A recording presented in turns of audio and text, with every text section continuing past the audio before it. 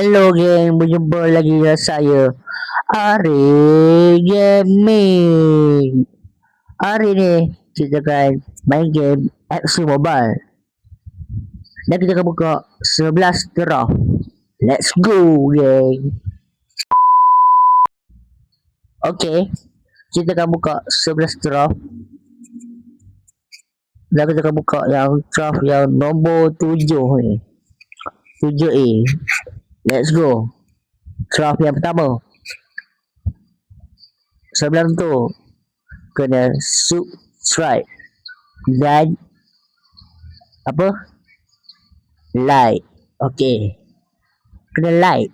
Okay, come on, like dulu, like. Kena like dulu lah. Okay, let's go. Yang pertama,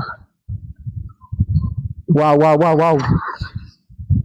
Oh, okay, kita dapat Fadiga dari Perancis, CM 112.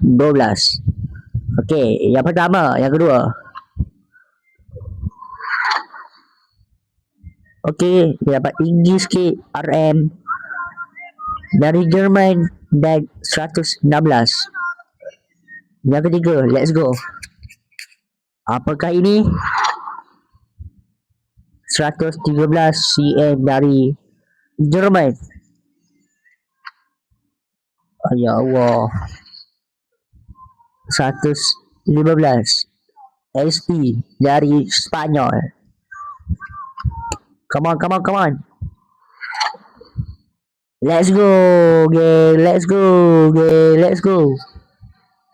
Brazil, CM. Let's go.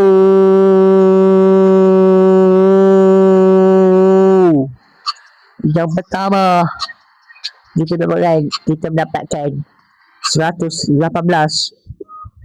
dari Brazil. Okay,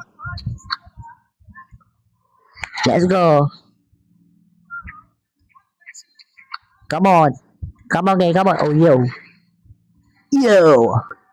Belanda, LW.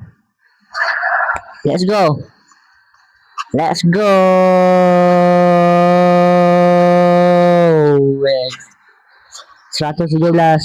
Let's go.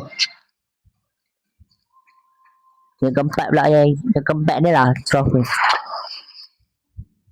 112 dari Spanyol. Come on lah.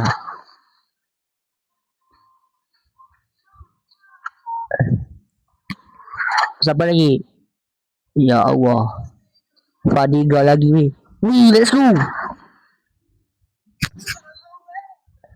Kita dapat dua je tu. Kita dapat yang